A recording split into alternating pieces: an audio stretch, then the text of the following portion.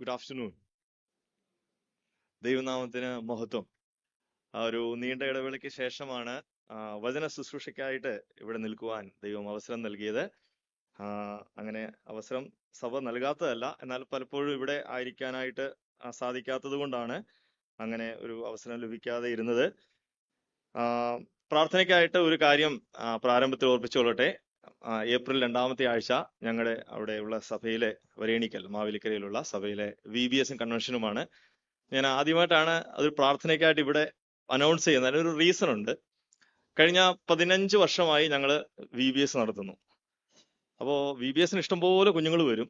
പക്ഷേ സഭയിലെ ഒരു ചിൽഡ്രൻസ് ക്ലബിലോ വരും, സഭയിൽ അങ്ങനെ കുട്ടികൾ വരാറില്ല. എന്നാൽ കഴിഞ്ഞ കൺവെൻഷന് ശേഷം 10 കുട്ടികളാണ് സഭയിൽ കഴിഞ്ഞ വർഷത്തെ കൺവെൻഷൻ കഴിഞ്ഞ് VBS കഴിഞ്ഞ് ഈ ഒരു വർഷം ഒരു സൺഡേ പോലും മുടങ്ങാതെ 10 കുട്ടികളാണ് കടന്നു വരുന്നത്. അവരുടെ ഒരു പേരന്റും മുടങ്ങാതെ കടന്നു വരുന്നുണ്ട്. അപ്പോൾ നിങ്ങൾ ദയവായിട്ട് ആ കുഞ്ഞുങ്ങളെ ഓർത്ത് പ്രാർത്ഥിക്കണം. ഇപ്പൊ ഞങ്ങളുടെ സ്ഥലസഭയിലെ കൂടുതലും കുഞ്ഞുങ്ങളാണുള്ളത്, മുതിർന്നവരെക്കാൾ കൂടുതൽ. അപ്പൊ അതുകൊണ്ടാണ് പ്രത്യേകം പ്രാർത്ഥനയ്ക്കായിട്ട് ആവശ്യപ്പെട്ടത്. ഏപ്രിൽ 2-ാമത്തെ ആഴ്ചയാണ് അവിടെയുള്ള കൺവെൻഷൻ നടക്കുന്നത്. കുറച്ച് ദിവസങ്ങൾക്ക് മുമ്പ് ഒരു യങ്സ്റ്റർ രാത്രിയിൽ എന്നെ ഒന്ന് വിളിച്ചു. അപ്പോൾ അദ്ദേഹം ചോദിച്ച ഒരു ചോദ്യത്തിന്റെ അടിസ്ഥാനത്തിലുള്ള ഒരു സന്ദേശമാണ് ഇന്ന് നിങ്ങളുമായിട്ട് പങ്കുവെക്കുന്നത്. കുറച്ച് നാൾ മുമ്പ് സോഷ്യൽ മീഡിയയിൽ വളരെ വൈറലായ ഒരു വീഡിയോ ആയിരുന്നു. ഒരു ആത്മീക പരിപാടിക്ക് കുറച്ചു പേര് യുവാക്കളൊക്കെ നിന്ന് തുള്ളിക്കൊണ്ട് ഒരു ക്രിസ്തീയ ഗാനം പാടുന്നത്. അപ്പൊ എന്നോട് ചോദിച്ച ചോദ്യം ഇതാണ്: നമുക്ക് ഇങ്ങനെയൊക്കെ പറ്റുമോ? എന്നിട്ട് കുറേ വാക്യങ്ങളൊക്കെ അദ്ദേഹം എഴുതിയിട്ടുണ്ട്, നൃത്തത്തോടുകൂടി ദൈവത്തെ സ്തുതിക്കണമെന്നൊക്കെ പറഞ്ഞിട്ട്. അപ്പൊ ഞാൻ ഇങ്ങനെ ചോദിച്ചു, why should I be different? ഞാൻ എന്തിന് വ്യത്യസ്തനായിരിക്കണം? ഈ ലോകത്തിലെ ഏത് കാര്യവും ചെയ്യുന്ന ഒരാളായിട്ട് ഞാൻ പാടില്ല. I should be different. കാരണം ദൈവം ജെനസിസ് ടിൽ റെവലേഷൻ, നമ്മൾ ദൈവത്തിന്റെ, യഹോവയായ ദൈവത്തിന്റെ ഏറ്റവും പ്രധാനപ്പെട്ട സ്വഭാവ ഗുണമായിട്ട് കാണുന്നത് എന്താ? ഇത്രയും പ്രാവശ്യം ബൈബിൾ വായിച്ചിട്ട് എന്തെന്നാണ് നിങ്ങൾക്ക് തോന്നിയിട്ടുള്ളത്? the most outstanding characteristics of God. അത് യഹോവയായ ദൈവത്തിന് മാത്രമുള്ള ഒരു പ്രത്യേകതയാണ്. എന്താണത്? വിശുദ്ധി. അത് വേറെ ലോകത്തിലുള്ള ഏത് മതഗ്രന്ഥങ്ങൾ എടുത്താലും അതിലൊന്നും നമ്മുടെ ദൈവത്തെ 7 അയലത്ത് പോലും വെക്കാൻ പറ്റാത്ത സ്വഭാവ ഗുണമാണ് വിശുദ്ധി. സോ അതുകൊണ്ട് എന്റെ ദൈവം വ്യത്യസ്തനായതുകൊണ്ട്, because my god is different, I should be different. എന്റെ ദൈവം വളരെ വ്യത്യസ്തനായതുകൊണ്ട് ഞാൻ വ്യത്യസ്തനായിരിക്കണം. ഞാൻ എല്ലാവരെ പോലെ ആകാൻ പാടില്ല. സോ അങ്ങനെയാണ് എങ്കിൽ ഇന്നത്തെ ഒരു തലക്കെട്ട് എന്നുള്ള നിലയിൽ ഞാൻ ഇങ്ങനെ പറയാനായിട്ട് ആഗ്രഹിക്കുകയാണ്: ഞാൻ എന്തുകൊണ്ട് വ്യത്യസ്തനായി ജീവിക്കണം? നമുക്കറിയാം, ഇന്ന് നമ്മുടെ ലോകത്തിൽ ഇഷ്ടംപോലെ ട്രെൻഡുകളുണ്ട്. ഈ ട്രെൻഡ് എന്നുള്ള വാക്ക് ശരിക്കും ഞാൻ ഒരു ഡിക്ഷണറിയിൽ പരിശോധിച്ചപ്പോൾ അതിന് കൃത്യമായ ഒരു വാക്ക് ഇല്ല. സമ്പ്രദായം എന്നൊക്കെ ഉപയോഗിക്കാം, അല്ലെങ്കിൽ ഇന്നത്തെ കാലഘട്ടത്തിനനുസരിച്ചുള്ള മാറ്റങ്ങൾ, ട്രെൻഡ്. നമുക്കറിയാം ഒത്തിരി ട്രെൻഡിങ് ഫുഡുകളുണ്ട് ഇപ്പോൾ, അല്ലെ? Trending food. ഒരു ട്രെൻഡിങ് ഫുഡിന്റെ പേര് പറഞ്ഞേ നോക്കട്ടെ. പണ്ട് അല്ലെ, പണ്ടായിരുന്ന കഞ്ഞിയൊക്കെ കുടിച്ചാൽ ഞങ്ങൾ ജീവിക്കുന്നതെന്ന് പറയാം. ഇപ്പോഴങ്ങനൊന്നും അല്ലല്ലോ. എന്താ പറഞ്ഞേ? കുഴിമന്തി. കുഴിമന്തിയൊക്കെ വന്നിട്ട് എത്രയോ നാളായി. ഏതാ? KFCയോ? അയ്യോ, ഞാൻ ക്യാമ്പിൽ ഒരിക്കൽ ചോദിച്ചപ്പോ ഒരുത്തൻ പറഞ്ഞു ഡ്രീം കേക്ക് എന്ന് പറഞ്ഞു. അപ്പൊ ഞാൻ പറഞ്ഞു, ഞാൻ ആദ്യമായിട്ട് അന്ന് കേൾക്കുന്ന ഈ സാധനം, ഡ്രീം കേക്ക് എന്ന് പറഞ്ഞൊരു സാധനമുണ്ട്. അപ്പൊ ഞാൻ പറഞ്ഞു, അയ്യോ ഞാൻ കഴിച്ചിട്ടില്ല. അന്ന് വൈകിട്ട് എന്തായാലും പുള്ളി എനിക്കൊരു ഡ്രീം കേക്ക് മേടിച്ചുകൊണ്ട് തന്നു. ഈ വളവിന് കുറച്ച് നാൾ മുമ്പ് ഞാൻ പോയപ്പോ, ഇവിടെ ആ ഹോട്ടൽ പൂട്ടിപ്പോയെന്ന് തോന്നുന്നു, അവിടെ എഴുതി വെച്ചിട്ടുണ്ടായിരുന്നു ഓടിച്ച് പെരട്ടിയ ചിക്കൻ, അങ്ങനെ കണ്ടൊരു സാധനം. സംഭവം എന്തോ ചിക്കൻ തന്നെയാ, പക്ഷെ ഓടിച്ചു പെരട്ടിയ ചിക്കൻ എന്ന് പറയുമ്പോൾ അതിനകത്തൊരു എന്താ ഇതൊന്ന് പരീക്ഷിച്ച് കളയാം. അപ്പൊ ട്രെൻഡ് എപ്പോഴും നമ്മളെ ആകർഷിക്കുന്നതാ. ട്രെൻഡ് എന്ന് പറഞ്ഞാൽ അതൊന്ന് ശ്രമിച്ചില്ലെങ്കിൽ എന്താ പറ്റുന്നത്? അപ്പൊ നമുക്കൂടെ ഒന്ന് നോക്കാം. പുതിയ നിയമത്തിലേക്ക് ഞാൻ നിങ്ങളുടെ ശ്രദ്ധയെ തിരിക്കുകയാണ്. സമ്പ്രദായങ്ങളെ അതിജീവിക്കേണ്ടുന്ന ജീവിതചര്യയായിരിക്കണം ഒരു വിശ്വാസിയുടേത്. സമ്പ്രദായങ്ങളെ അതിജീവിക്കേണ്ടുന്ന ജീവിതചര്യ, a life style that overcomes trend, a life style that is beyond trend. ഞാൻ 1-2 വേദഭാഗങ്ങൾ ഞാൻ തന്നെ വായിച്ചു കേൾപ്പിക്കാം.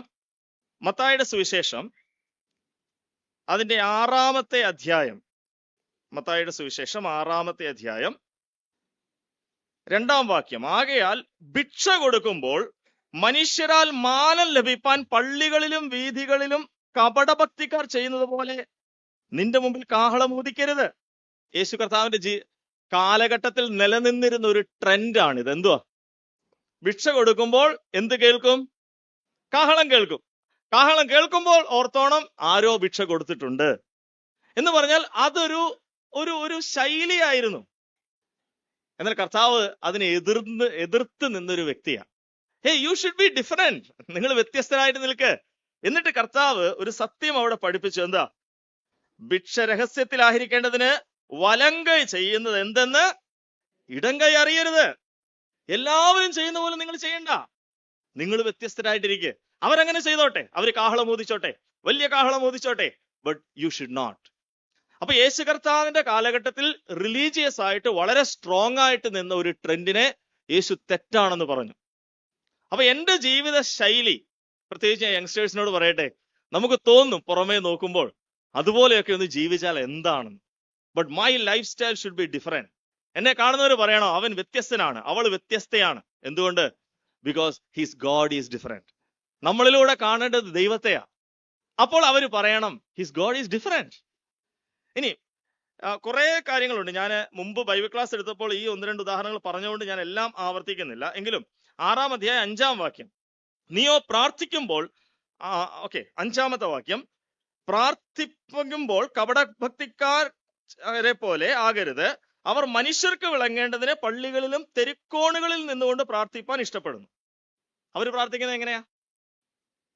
10 പേര് കാണട്ടെ എന്റെ പ്രാർത്ഥന, എന്നിട്ട് ലോങ് ആയിട്ട് പ്രാർത്ഥിക്കും. ബൈബിളിലെ മത്തായിയുടെ സുവിശേഷത്തെ എഴുതിയിട്ടുണ്ടല്ലോ, ഉപായ രൂപേണ ദീർഘമായി പ്രാർത്ഥിക്കുന്ന പരീശന്മാരെ കുറിച്ച് എഴുതിയിട്ടുണ്ട്. അപ്പൊ ഞാൻ ആദ്യമൊക്കെ വായിക്കുമ്പോൾ എനിക്ക് തോന്നിയത്, ഈ ദീർഘമായ പ്രാർത്ഥന എന്ന് പറയുമ്പോൾ എത്രയാ? നിങ്ങൾക്ക് എന്താ തോന്നണേ? ദീർഘമായ പ്രാർത്ഥന എന്ന് പറഞ്ഞാൽ ആ ദീർഘമായ പ്രാർത്ഥനയ്ക്ക് എത്ര സമയം കൊടുക്കാം?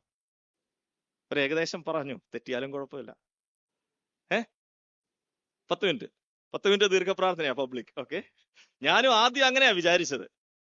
ആർക്കെങ്കിലും വേറെ ഒരു അഭിപ്രായം പറയാനുണ്ടോ? ശരിക്കും നമ്മൾ അതിന്റെ പശ്ചാത്തലം നോക്കിയാൽ, അല്ല, ദീർഘപ്രാർത്ഥനയുടെ സമയം ചോദിച്ചേ. ഈ പരീക്ഷന്മാർ എത്ര നേരം പ്രാർത്ഥിക്കുന്നതെന്ന് അറിയോ? വേദപഠിതാക്കൾ പറയുന്നത് 2.5-3 മണിക്കൂറാണ് അവർ എന്ന് പ്രാർത്ഥിക്കുക. ആരുടെ വീട്ടിലാ? വിധവമാരായവരുടെ വീട്ടിൽ. അപ്പൊ കർത്താവ് അതിനെ ചൂണ്ടിക്കാണിച്ചിട്ട് പറയുകയാണ്, ഉപായ രൂപേണ ദീർഘമായി പ്രാർത്ഥിക്കുന്നു. അപ്പൊ എന്താ ഉപായം? വീടുകളെ വിഴുങ്ങേണ്ടതിനെന്ന് എഴുതിയിരിക്കണേ. എന്താ വീടുകളെ വിഴുങ്ങുക? കാരണം ഈ പാവം ചെന്ന വിധവ പറയും, എന്താ, എനിക്ക് ആരും ഇല്ലാത്ത സമയത്ത് ഈ പരീശനായ ആള് വന്ന് 2-3 മണിക്കൂർ പ്രാർത്ഥിച്ച എനിക്ക് വേണ്ടി. എന്തായാലും ഞാൻ മരിക്കുമ്പോ ഈ വീടൊക്കെ ഇനി ആർക്കാ? ഇരിക്കട്ടെ ആൾക്ക്. എഴുതി അങ്ങ് വെക്കും. വീടിനെ എന്ത് ചെയ്യുക?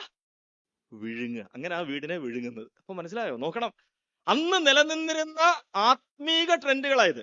അതിനെ യേശു ഒറ്റയ്ക്ക് നിന്ന് പോരാടി. അത് തെറ്റാണെന്ന് പറഞ്ഞു. അതിനാണ് അന്നത്തെ റിലീജിയസ് ലീഡേഴ്സിന് വെറുപ്പുണ്ടായത്. ഇനി ഞാൻ പഴയ നിയമത്തിലോട്ടൊന്ന് കൊണ്ടുപോവാണ്. അപ്പോ സമ്പ്രദായങ്ങളെ അതിജീവിക്കേണ്ടുന്ന ജീവിതചര്യ പുതിയ നിയമത്തിലെ ചില ഉദാഹരണങ്ങൾ മാത്രം കണ്ടു. പഴയ നിയമമാണ് കുറച്ചുകൂടെ എന്നെ വളരെ ചിന്തിപ്പിച്ചത്. ലേവ്യ പുസ്തകം 11-ാം അധ്യായം. ലേവ്യ പുസ്തകം 11-ാം അധ്യായം.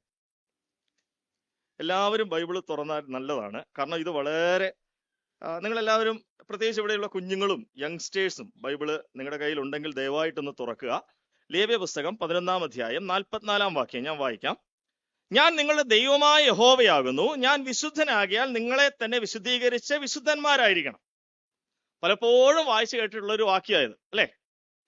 45-ാം വാക്യത്തിന്റെ അവസാനവും അതേ പ്രയോഗമുണ്ട്. ഞാൻ വിശുദ്ധനാകിയാൽ നിങ്ങളും വിശുദ്ധരായിരിക്കണം. ഇത് ശരിക്കും പഴയ നിയമത്തിൽ ഇസ്രായേൽ മക്കളോട് പറയുന്നതാ, കാരണം ലേവ്യ പുസ്തകത്തിലാണല്ലോ വായിച്ചത്. എന്നാൽ പത്രോസിന്റെ ലേഖനത്തിൽ ഈ വിശ്വാസികളോടും പറയുന്നുണ്ട്. ഈ വിശുദ്ധി എന്ന് കേൾക്കുമ്പോൾ തന്നെ നമ്മൾ പെട്ടെന്ന് മനസ്സിൽ നമ്മളൊരു കൺക്ലൂഷൻ എത്തും. എന്താ? ഈ ലോകത്തിൽ ആർക്കും വിശുദ്ധനായിട്ട് ജീവിക്കാൻ പറ്റില്ല. ആ കൺക്ലൂഷൻ തെറ്റാണ്.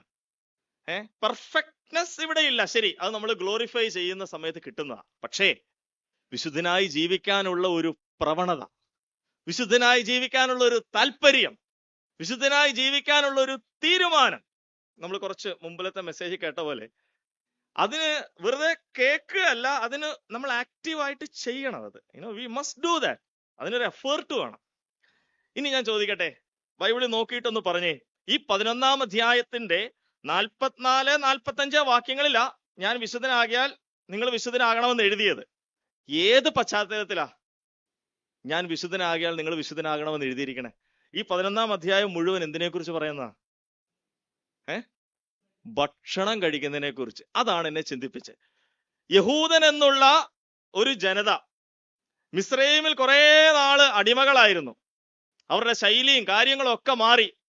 എന്നാൽ ദൈവം, വിശുദ്ധനായ ദൈവം അവരെ വേർതിരിച്ച് ഒരു പുതിയ ജനതയായിട്ട്, ഒരു ഹൈ സ്റ്റാൻഡേർഡ് പ്രൊഫൈലുള്ള ഒരു നല്ല സ്റ്റാൻഡേർഡ് ഉള്ള ആളുകളായിട്ട് അവരെ കൊണ്ടുവരാൻ വേണ്ടി വിളിച്ചു കൊണ്ടുവന്നപ്പോ ദൈവം കൊടുക്കുക, മോനെ മോളെ, നിന്റെ ഭക്ഷണം എന്റെ സ്റ്റാൻഡേർഡിനൊത്തായിരിക്കണം. എന്താ, നമ്മൾ ചില 7 സ്റ്റാർ ഹോട്ടലൊക്കെ ചെല്ലുമ്പോഴേ, ഞാൻ പോയിട്ടില്ല, കേട്ടുള്ള അറിവാണ്, സ്പൂണും ഫോർക്കും കൈ പിടിക്കുന്നത് പോലും മാറാൻ പാടില്ല അല്ലെ? അവര് നോക്കും, ഇവൻ ആദ്യമായിട്ടാ ഹോട്ടലിൽ കയറുന്നതെന്ന് അവർക്ക് തന്നെ കാണുമ്പോൾ അറിയാം. എനിക്ക് തന്നെ അബദ്ധം പറ്റിയിട്ടുണ്ട്. ഞാൻ രഹബോത്തിൽ സ്റ്റാഫ് ആയിരുന്ന സമയത്ത് ഒരിക്കലും മമ്മിയുടെ കൂടെ അശോക ഹോട്ടലിൽ പോയി. അശോകയാണെന്ന് തോന്നുന്നു, അശോകയല്ല, സോറി, ഇവിടുത്തെ ഒരു വലിയ ഹോട്ടലിൽ പോയി. അപ്പൊ ആദ്യം ഈ ഒരു പ്ലേറ്റിനകത്ത് ഈ റൗണ്ട് കറക്റ്റ് പുട്ട് പോലെ ഇരിക്കും കണ്ട. അപ്പൊ ഞാൻ വിചാരിച്ചേടാ, അപ്പിറ്റൈസർ ആയിട്ട് ആദ്യം പുട്ടാണോ കൊടുക്കണേ? അപ്പൊ ഞാനത് തൊട്ടില്ല, ഇവരെന്ത് ചെയ്യുമെന്ന് അറിയാൻ വേണ്ടി. കുറെ വർഷം മുമ്പാ ഞാൻ ഇങ്ങനെ നോക്കിയിരിക്കുക. അപ്പൊ ആദ്യം ഉണ്ട്, മമ്മി അതെടുത്തിട്ട് തുറന്നപ്പോഴാണ് മനസ്സിലായത് തുണിയായിരുന്നു, കൈ തുടയ്ക്കാനുള്ള. അതുവരെ ഞാൻ വിചാരിച്ചിരുന്ന ഇത് കഴിക്കാനുള്ള എന്തോ സാധനമായിരിക്കും. എന്തായാലും ഞാൻ തൊടുന്നില്ല. അപ്പൊ ഞാൻ പറഞ്ഞത്, നമ്മൾ എവിടെ ചെല്ലുന്നോ നമ്മുടെ സ്റ്റാൻഡേർഡ് അളക്കും ചിലര്. ഇവിടെ ദൈവം ഇസ്രായേൽ മക്കളോട് പറയാ, നിങ്ങളെ സാധാരണ ആളുകളല്ല, നിങ്ങളാരാ? എന്റെ ജനമാ. അതുകൊണ്ട് നിങ്ങളുടെ ഭക്ഷണത്തിൽ ഞാൻ ചില ക്രമങ്ങൾ തരിക. ഇത് കഴിക്കണം, ഇത് കഴിക്കരുത്, ഇത് കഴിക്കണം, ഇത് കഴിക്കരുത്. ഉടനെ ഇസ്രായേൽ മക്കളുടെ ഒരു കുട്ടി ചോദിക്കാന്ന് വിചാരിക്കുക, പപ്പ എന്താ ഇത് കഴിക്കാത്തെ? അപ്പൊ ഉടനെ പപ്പ പറയേണ്ടത്, മോനെ, എടാ പപ്പയ്ക്ക് അത് എടുത്ത ഗ്യാസിന്റെ പ്രശ്നം ഉണ്ടോ, അതുകൊണ്ടാ. അല്ലെ മമ്മിക്ക് അത് ഇഷ്ടമല്ല, മമ്മിക്ക് നട്ടല് പ്രശ്നം, അത് ബുദ്ധിമുട്ടാ കുക്കി. അങ്ങനെയല്ല. പപ്പയും മമ്മിയും ആ കുട്ടിയോട് പറയേണ്ടത് എന്താ? നമ്മുടെ ദൈവത്തിന് ഇത് അവർ ഗോഡ് ഡസന്റ് ലൈക്ക് ഇറ്റ്, അതുകൊണ്ട് നമുക്ക് ഈ ഫുഡ് വേണ്ട. അതാണ്. പുതിയ നിയമത്തെ വിശ്വാസികൾക്ക് കഴിക്കാതിരിക്കേണ്ട ഫുഡ് വല്ലതും ഉണ്ടോ? ഉണ്ടോ ഇല്ലയോ? പെട്ടെന്ന് പറ. ഉണ്ട്. ഏതാ? ഏതാ? വിഗ്രഹാർപ്പിതം ഉണ്ട്. അതിപ്പോ നമ്മൾക്ക് അങ്ങനെ കിട്ടാറില്ലല്ലോ. പ്രത്യേകിച്ച് എടുത്ത് പറഞ്ഞിട്ടുള്ളതാണ് രക്തം, അല്ലെ? രക്തം. ചില തമിഴ്നാട്ടിലെ ചില സ്ഥലങ്ങളിലൊക്കെ പോയാൽ പൊരിയൽ എന്ന് പറഞ്ഞൊരു സംഭവം കിട്ടും. പൊരിയൽ അത് ബ്ലഡ് ഇട്ട് വറക്കുന്നതാ.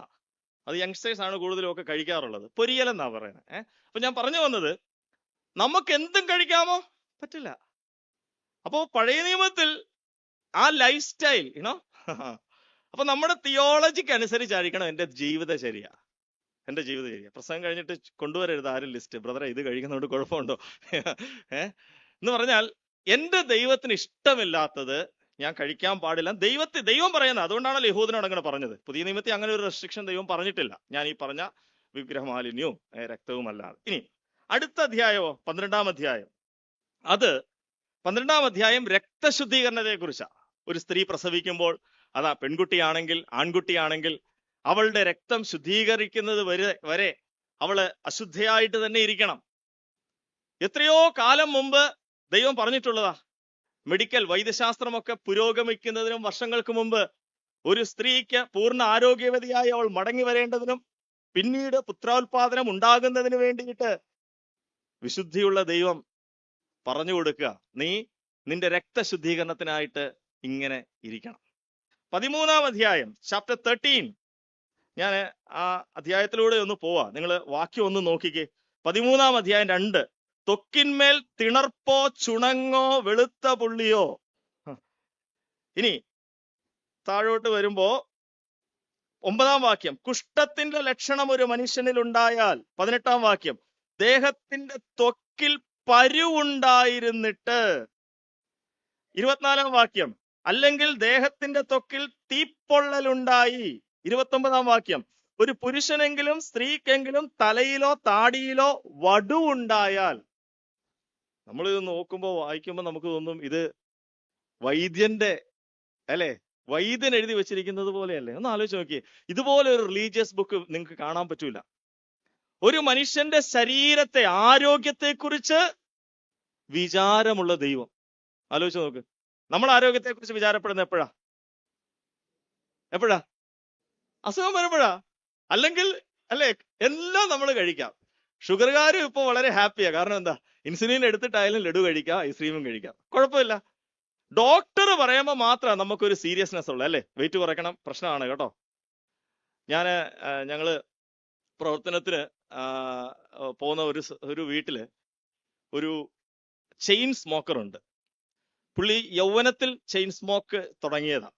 പുള്ളിയുടെ കൈ ഇങ്ങനെയായിരിക്കുന്നത്, എപ്പോഴും കിടക്കുമ്പോഴും ഇങ്ങനെയാ, എപ്പോഴും ഇങ്ങനെ. കാരണം സിഗരറ്റ് പിടിച്ച് അങ്ങനെയായി.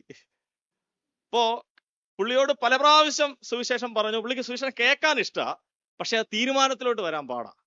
അങ്ങനെ ആളിപ്പോ കിടപ്പിലായി. ചെയിൻ സ്മോക്കർ എന്ന് പറഞ്ഞാൽ നിസ്സാരമല്ല. ഒരു ദിവസം 5 or 6 പാക്കറ്റ് സിഗരറ്റ് തീർക്കുന്ന ആളാണ്. അപ്പൊ കഴിഞ്ഞ ഒരു 2 മാസത്തിന് മുമ്പ് ഡോക്ടർ പറഞ്ഞു, നിങ്ങളുടെ ബ്ലഡിൽ ഫുള്ള് നിക്കോട്ടിനാ, ഇനി കൂടിപ്പോയാൽ 3 മാസമേ ജീവിച്ചിരിക്കത്തുള്ളൂ. നിങ്ങൾക്കറിയാമോ, പുള്ളി പുകവലി നിർത്തി. പക്ഷെ കൈ എപ്പോഴും ഇങ്ങനെ ഇരിക്കണേ, കാരണം അത് മാറാൻ ഇനി സമയമെടുക്കും.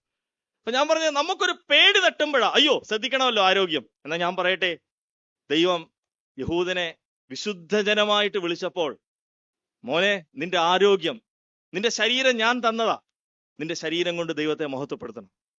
അതുകൊണ്ട് നിങ്ങളുടെ ആരോഗ്യം അതിനുള്ള കാരണങ്ങൾ ഞാൻ പറയാൻ പോവാന്ന് പറഞ്ഞ് ദൈവം പറയുന്ന കാര്യങ്ങളാണ് കേട്ടോ ഇതെല്ലാം. ഇനി ശരീരം മാത്രമല്ല, വീടും വസ്ത്രവും അതെല്ലാം 13-ാം അധ്യായത്തിലുണ്ട്. ഇവിടെ ഇരിക്കുന്ന യങ്സ്റ്റേഴ്സിനോടൊക്കെ ഞാൻ പ്രത്യേകം പറയട്ടെ, ഈ അധ്യായങ്ങൾ, ഈ വാക്യങ്ങളൊക്കെ ഒന്ന് വായിക്കുക, വെരി ഇമ്പോർട്ടൻറ്റ്. ഇനി 14 മൊത്തം കുഷ്ഠരോഗത്തെ കുറിച്ചാ. 15-ാം അധ്യായം പലപ്പോഴും ഈ വീട്ടു പ്രാർത്ഥനയ്ക്കൊക്കെ ഇരിക്കുമ്പോഴും ക്രമമായിട്ട് ബൈബിൾ വായിക്കുന്ന ഒരു പതിവ് മുമ്പുണ്ടായിരുന്നു പല വീടുകളിലും. ഞാൻ പറയുന്നത് അങ്ങനെ വേണം. അല്ലെങ്കിലുള്ള ഒരു പ്രശ്നമെന്ന് പറഞ്ഞാൽ, 15-ാം അധ്യായം നമ്മുടെ സഭയിലോ ബൈബിൾ ക്ലാസ്സുകൾ എടുക്കുമ്പോഴോ ഒക്കെ വായിക്കുമോ എന്ന് പോലും എനിക്ക് സംശയം. 15-ാം അധ്യായം ഒരു പുരുഷന് ഒരു സ്ത്രീക്ക് ഉണ്ടാകുന്ന സ്രവത്തെക്കുറിച്ച് പറയുന്നതാണ്. ഇത് പബ്ലിക്കലി ഒക്കെ പറയാൻ മടിയാ. ഞാനിത് പ്രത്യേകം പറയാൻ ഒരു റീസൺ ഉണ്ട്. കുറച്ച് നാൾ മുമ്പ് ഒരു പ്രീമാരിറ്റൽ കൗൺസിലിങ്ങിന് ഒരു പയ്യൻ സുഭാഷിട്ട് സംസാരിക്കുക. അവൻ കല്യാണം കഴിക്കാൻ 2 ആഴ്ച കഴിയുമ്പോൾ ഒരു സ്ത്രീയുടെ സൈക്കിളിനെ കുറിച്ച് അവൻ അറിയില്ല, അവളുടെ അപ്പൊ ഞാൻ അത്ഭുതപ്പെട്ടു പോയി. ഇത്രയും നാള് സ്കൂളിൽ പോയി പഠിച്ചിട്ട് പോലും ഹി ഡസന്റ് ഹാവ് ദാറ്റ്, അതിനെക്കുറിച്ചൊരു അറിവില്ല. എനിക്ക് തോന്നുന്നത് ഇവിടെ ഉള്ള സ്ഥലസഭയിൽ തീർച്ചയായിട്ടും മൂപ്പന്മാർ ആ പ്രീമാരിറ്റൽ കൗൺസിലിംഗ് കൊടുക്കുന്നുണ്ട്. അത് നല്ല കാര്യമാണ്. നമ്മൾ പലപ്പോഴും വിചാരിക്കുന്ന നമ്മുടെ യങ്സ്റ്റേഴ്സ് അല്ലെ തലമുറയ്ക്ക് അത് അറിയാം. അതിന് മറ്റൊരു ഭാഗമുണ്ട്. പല ഇൻഫർമേഷനും അവർക്ക് കിട്ടുന്ന ഗൂഗിൾ അല്ല യൂട്യൂബ്, തെറ്റായിട്ടുള്ള ഇൻഫർമേഷനാണ്. Bible is all sufficient. ഇതിനകത്ത് 15-ാമത്തെ അധ്യായം ഒരു പുരുഷൻ, ഒരു സ്ത്രീക്ക് ശരീരത്തിന്റെ ഒരു സ്രവമുണ്ടായാൽ ദൈവം പറയുന്നു, നിന്റെ കട്ടിൽ, നിന്റെ പുതപ്പ്, നിന്റെ വസ്ത്രം ശുദ്ധിയുള്ളതായിരിക്കണം. ഞാനിത് വായിച്ചപ്പോൾ എനിക്ക് വളരെ സന്തോഷം തോന്നി. കാരണം സാധാരണ ഈ കൊച്ചു പിള്ളേരൊക്കെ ജനിക്കുമ്പോഴേ പണ്ട് കാലങ്ങളിലൊക്കെ അയ നോക്കിയാൽ അറിയാം ഇവിടെ കൊച്ച് ഉണ്ടോന്ന്, അല്ലെ? ഇപ്പൊ എല്ലാരും സ്നഗ്ഗി ആയതുകൊണ്ട് കാലം മാറിയല്ലോ. മുമ്പ് ഒരമ്മ പണ്ടത്തെ മുണ്ടൊക്കെ കീറി കീറ്റ തുണി എപ്പോ കുട്ടി മുള്ളിയാലും ആ ഡ്രസ്സ് ഇങ്ങനെ മാറിക്കൊണ്ടേയിരിക്കും. എന്നിട്ട് നാളെ വെളുപ്പിനെ കഴുകി ഇടുമ്പോ 2-3 അയ കാണും, ഇത് ഇങ്ങനെ തോരാതെ കിടക്കുക. എനിക്ക് ആദ്യം ആ പിക്ചർ എന്റെ മനസ്സിലോട്ട് വന്നത്. എന്ന് പറഞ്ഞാൽ ഒരു ദൈവം ഒരു അമ്മയെ പോലെ, ഒരപ്പനെ പോലെ പറയുക, മക്കളെ ഞാന് നിന്റെ വിശുദ്ധിയിൽ, നിന്റെ വസ്ത്രം, നിന്റെ ശുദ്ധി, നിന്റെ cleanliness it's very important for me എന്ന് പറയാം. So I should be different. ഇതിൽ കൂടുതൽ എന്ത് തെളിവാ നമുക്ക് വേണ്ടേ? ഞാൻ ഈ ലോകത്തിൽ വ്യത്യസ്തനായിട്ട് ജീവിക്കണമെന്നുള്ളത്. ഇതിലൊക്കെ മുകളിൽ 16, 17, 18-ാം അധ്യായത്തിൽ വരുമ്പോ ഞാൻ ഇത് പറഞ്ഞു നിർത്താം. ഇന്ന് ഇവിടെയുള്ള യങ്സ്റ്റേഴ്സ് എല്ലാം കുഞ്ഞുങ്ങളും വീട്ടിൽ ചെന്ന് ഈ 18-ാം അധ്യായം നന്നായിട്ട് വായിക്കണം കേട്ടോ. നിങ്ങൾ വായിച്ചിട്ടുണ്ടാവും, പക്ഷെ ഞാൻ ഒന്നുകൂടെ, എന്തായാലും ഇന്ന് പ്രസംഗം കേട്ടാണല്ലോ, ഇത് ഒരു വട്ടം കൂടെ വായിക്കണം. എന്നെ പലപ്പോഴും ചിന്തിപ്പിച്ചിട്ടുള്ള ഒരു അധ്യായമാണിത്. 18-ാം അധ്യായം. ബൈബിളിൽ എന്തിനാണ് ഇങ്ങനെ ഒരു അധ്യായം ദൈവം ഉൾപ്പെടുത്തിയത്? Very very important. അതെന്താ പറഞ്ഞിരിക്കുന്നത് അറിയോ? മൂന്നാം വാക്യം, നിങ്ങൾ പാർത്തിരുന്ന മിസ്രയീം ദേശത്തിലെ നടപ്പ് പോലെ നിങ്ങൾ നടക്കരുത്. ഞാൻ നിങ്ങളെ കൊണ്ടുപോകുന്ന കനാൻ ദേശത്തിലെ നടപ്പ് പോലെയും അരുത്. അവരുടെ മര്യാദ ആചരിക്കരുത്. ഈ മര്യാദ ഞാൻ മുമ്പ് ഇവിടെ ഈ വാക്ക് പറഞ്ഞിട്ടുള്ളതാണ്. മര്യാദ എന്ന് പറഞ്ഞാൽ ഇവിടെ പോസിറ്റീവായിട്ടല്ല പറഞ്ഞിരിക്കുന്നത്. കസ്റ്റം, അവരുടെ ആചാരം ആചരിക്കരുതെന്ന. ഇനി എന്തായിരുന്നു അവരുടെ ആചാരം? ഹൊറിബിൾ. മൂക്കത്ത് വിരൽ വെക്കുന്നതല്ല, അതിലും കൂടിയ കാര്യ. എന്താ അത്? 6-ാം വാക്യം മുതൽ ഇങ്ങനെ പറയുക ദൈവം. എന്താണെന്നറിയോ? നിങ്ങളിൽ ആരും തനിക്ക് രക്തസംബന്ധമുള്ള യാതൊരുത്തിന്റെയും നഗ്നത അനാവൃതമാക്കുവാൻ തക്കവണ്ണം അവരോട് അടുക്കരുത്. എന്ന് പറഞ്ഞാൽ നിങ്ങളുടെ ഫാമിലി റിലേഷൻഷിപ്പ്, അപ്പൻ അമ്മ, അപ്പന്റെ ചേട്ടൻ അനിയൻ, മാവി ചിറ്റമ്മ കുഞ്ഞമ്മ ചേച്ചി, അവരോടൊക്കെയുള്ള നിന്റെ ബന്ധം എന്തായിരിക്കണം? കാരണം ദൈവത്തെ അറിയാത്തൊരു ജനത, അവരുടെ ഇടയിൽ നിന്നാണ് നിങ്ങൾ വരുന്നത്. അവരെങ്ങനായിരുന്നു? അവർക്ക് ഈ ബന്ധമൊന്നുമില്ല. തോന്നിയവരുമായിട്ടൊക്കെ റിലേഷൻഷിപ്പിൽ ഏർപ്പെടുന്ന ജനമാണ്. ഇന്നത്തെ ലോകം അതാണ് ഭയപ്പെടുത്തുന്നത്. ശരിക്കും ഭയപ്പെടുത്തുന്ന കാര്യം അതാണ്. ഇന്ന് കുടുംബജീവിതം എന്ന് പറഞ്ഞു കഴിഞ്ഞാൽ അതിന്റെ ഡെഫിനിഷൻ എന്താ? ഇന്ന് അതിനൊരു ഡെഫിനിഷൻ ഉണ്ടോ? ഇന്ന് കുടുംബം എന്ന് പറഞ്ഞ ആശയം തന്നെ കാറ്റിൽ പറത്തുക. രണ്ടുപേര് തമ്മിൽ താമസിച്ചാലും കുടുംബം എന്ന് വിളിക്കുകയാണ്. പ്രിയപ്പെട്ടവരെ, നമ്മുടെ പുതിയ തലമുറ, ഇനിയും വരുന്ന തലമുറ, ശരിക്കും നമ്മൾ അവരെ ഹെൽപ്പ് ചെയ്തേ പറ്റൂ. അവരെ അവഗണനയോടെ കാണല്ലേ. അവര് സ്കൂളിലും കോളേജുകളിലും ഒക്കെ പിശാച് പല കൂട്ടുകാരിലൂടെ അവരുടെ തലച്ചോറിലോട്ട് കുത്തിവെക്കുന്ന എന്താ? എടാ മോഡേൺ ആക്, കുറച്ചുകൂടെ വിശാലമായിട്ട് ചിന്തിക്ക് എന്നൊക്കെയാ പറയുന്നത്. ഇന്ന് കുടുംബത്തിന്റെ പുതിയ നൂതന ആശയങ്ങൾ അവരുടെ ഹൃദയത്തിലോട്ട് കൊടുക്കുമ്പോൾ നമ്മുടെ മക്കൾ അറിയണം എന്താണ് വിശുദ്ധ വേദപുസ്തകം പഠിപ്പിക്കുന്നത്. കുടുംബം എന്നാൽ ഒരു സ്ത്രീയും പുരുഷനും, കർത്താവിനെ അറിഞ്ഞ സ്ത്രീയും പുരുഷനും അവര് ഒന്നിച്ച് ജീവിക്കുന്നതാണ്. സ്ത്രീയും പുരുഷനും മാത്രം. അല്ലാത്ത ഒത്തിരി കാര്യങ്ങൾ ഇന്ന് ലോകത്തിൽ ട്രെൻഡായിട്ട് വന്നിട്ടുണ്ട്. ഈ അധ്യായം നിങ്ങൾ വായിക്കുക. ഞാൻ പെട്ടെന്ന് 1-2 വാക്കുകൾ പെട്ടെന്ന് പറയാം. 7-ാം വാക്യം അപ്പന്റെ അമ്മയുടെ, 8-ാം വാക്യം അപ്പന്റെ ഭാര്യയുടെ, 9-ാം വാക്യം അപ്പന്റെ മകളോ അമ്മയുടെ മകളോ, 10-ാം വാക്യം നിന്റെ മകന്റെ മകളുടെ, 11-ാം വാക്യം അവന്റെ ഭാര്യയുടെ മകളായവരുടെ. ഇങ്ങനെ എന്തിനാ പറയണേ? ഇങ്ങനെ എന്തിനാ എടുത്തു പറയേണ്ട കാര്യം എന്താണെന്നറിയോ? 24-ാം വാക്യം, ഇവയിൽ ഒന്നുകൊണ്ടും നിങ്ങളെ തന്നെ അശുദ്ധരാക്കരുത്. ഞാൻ നിങ്ങളുടെ മുമ്പിൽ നിന്ന് നീക്കിക്കളയുന്ന ജാതികൾ ഇവയാലൊക്കെയും തങ്ങളെ തന്നെ അശുദ്ധരാക്കിയിരിക്കുന്നു. എന്ത് മനസ്സിലായി? 18-ാം അധ്യായത്തിൽ എഴുതിയിരിക്കുന്ന സകലമാന റിലേഷൻഷിപ്പും മിസ്രയീമിലെ ആളുകൾ ചെയ്തിരുന്നു. അപ്പനുമായിട്ട് അമ്മയുമായിട്ട്. ഞാനിത് പറയുമ്പോൾ എനിക്ക് ഇന്നതൊരു അതിശയോക്തിയായിട്ട് തോന്നുന്നില്ല. നിങ്ങൾ കഴിഞ്ഞ 1 മാസത്തിനുള്ളിൽ ഇതുപോലെ 2 ഇൻസിഡന്റ് പത്രത്തിൽ വായിച്ചതാണ്.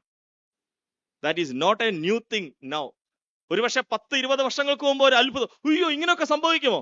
ഇപ്പൊ അതൊരു പ്രസക്തിയില്ല. ഇപ്പൊ മരുന്നടിച്ചിട്ട് എന്താ ചാണിച്ചു കൂട്ടുന്നതെന്ന് ആർക്കറിയാം. അതുകൊണ്ട് ഈ അധ്യായങ്ങളുടെ പ്രസക്തി ഇപ്പോഴാണ്.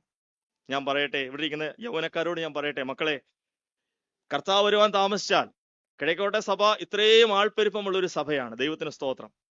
എന്നാൽ ഈ കർത്താവ് വരാൻ താമസിച്ചാൽ, ഇന്നേക്കൊരു 10-20 വർഷം കഴിയുമ്പോൾ നിങ്ങൾക്ക് തോന്നുന്നുണ്ടോ ഈ അങ്കിളുമാര് തന്നെയാണ് ഇവിടെ നിന്ന് കാര്യങ്ങൾ ചെയ്യേണ്ടതെന്ന്? You are going to do it, right? അങ്ങനെയാണെങ്കിൽ നിന്റെ ആത്മീക നിലവാരം എത്രയുണ്ട്? ഞാനിത് പറയുമ്പോൾ എനിക്ക് ഭയങ്കര വിഷമമാണ്. നിന്റെ ആത്മീയ നിലവാരം എത്രയുണ്ട്? ഇവിടെ നിന്നൊരു ചിന്ത പോലും പറയാനായിട്ട് നീ ഇന്ന് മടിക്കുന്നുവെങ്കിൽ, ഒരു 10-20 വർഷം കഴിഞ്ഞ് കർത്താവ് വരാൻ താമസിച്ചാൽ ഈ സഭ കർത്താവാണ് ഇതിന്റെ തല. ശരി, ആരെ ഏൽപ്പിക്കും ഇത്? നിങ്ങൾ അതുകൊണ്ട് വചനത്തിന് പ്രാധാന്യം കൊടുക്കണേ. I should be different. If you are not different, then you lost yourself. അതുകൊണ്ട് ഒരു തീരുമാനമെടുക്കുക. ഈ 21-ാം നൂറ്റാണ്ടിൽ ഞാൻ എൻ്റെ ദൈവത്തിന് വേണ്ടി വ്യത്യസ്തനായിട്ട് ജീവിക്കും. ദൈവം ഈ വചനങ്ങളാൽ നമ്മളെ സഹായിക്കട്ടെ. ഈ അവസരം തന്ന പ്രിയ സലം സഭയോടുള്ള നന്ദിയെ അറിയിക്കുന്നു.